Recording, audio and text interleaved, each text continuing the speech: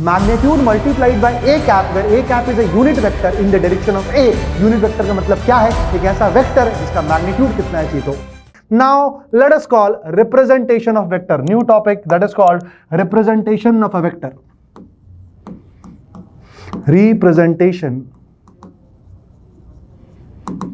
of a vector. All right everyone, eyes on the board. Now please try to understand that a vector is represented by a tir, while this represents the length of the arrow. This head of the arrow, this is called head, this is called tail. All right, all right. The length of the arrow, length of the arrow represent,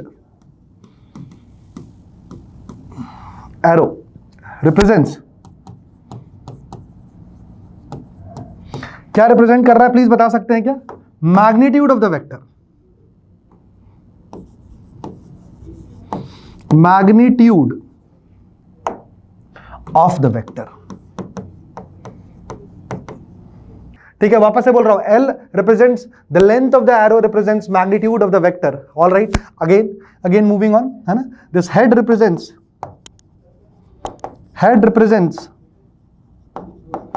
the direction of the vector, direction of the vector.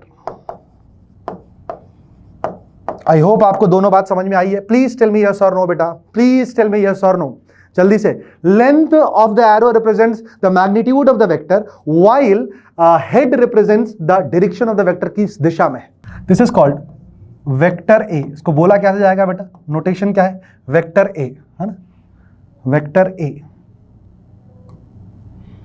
और ध्यान सुनना, ये represent करता है, या फिर simple A भी लिखाओ, this represents magnitude of vector A. क्या रिप्रेजेंट करता है प्यारे बच्चों? Magnitude of vector A. Please, अगर mod of A, sir head is present all where, head is present, Himanshu समझा नहीं? अबे हिंदी में लिख दे ब्रो, चिल है ना। अगर मॉड लगाओ तो क्या बताता है? ये इसके मैग्नीट्यूड ऑफ वेक्टर को रिप्रेजेंट करता है ना, और ये पूरे वेक्टर को रिप्रेजेंट करता है। तो ध्यान सुनिएगा, ध्यान सुनिएगा।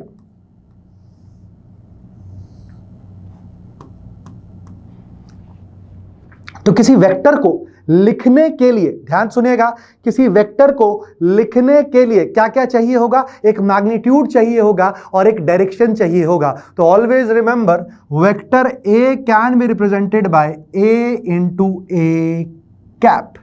ए कैप के बारे में बाद में चर्चा करूंगा, पर यहां ध्यान से देखिएगा, vector a can be represented as a into a cap. क्या आप इतनी बात को समझ पा रहे हो? किसी एक वेक्टर में मैग्नीट्यूड भी चाहिए, डायरेक्शन भी चाहिए। मैग्नीट्यूड क्या ए से रिप्रेजेंट किया गया है, तो ए कैप क्या रिप्रेजेंट कर रहा है? कोई मुझे बता सकता है बेटा? डायरेक्शन। वेरी गुड बेटा, very good, outstanding everyone, very good बच्चों। तो याद रखना बेटा, any vector can be represented a into a cap, where a represents the magnitude while a cap represents the direction of vector A, direction of vector A, and it is also called unit vector, unit vector। क्या बोलते हैं इसको बेटा? Unit vector, है ना। इसको क्या बोलते हैं? यूनिट वेक्टर, है ना। यूनिट वेक्टर का मतलब है a vector having magnitude 1, a vector having magnitude 1। Magnitude 1 हो चुका है तो सिर्फ और सिर्फ क्या रिप्रेजेंट कर रहा है? वो उस वेक्टर की डायरेक्शन को रिप्रेजेंट कर रहा है। यूनिट वेक्टर का मतलब क्या होता है प्यारे दोस्तों? Vector having unit magnitude. Unit मतलब क्या हो गया बेटा? 1 मैग्नीट्यूड। आई होप आप मेरी सारी बातों को समझ चुके हैं। मैं वापस एक बार रिपीट कर रहा हूं, दिमाग में सारी बातें बिठा लें, है ना। अगर इस टाइप से रिप्रेजेंट लिखा है तो उसको पढ़ेंगे क्या? This is called vector A. और यदि मॉड लिखा हो या फिर ए लिखा हो तो this is called magnitude of vector A.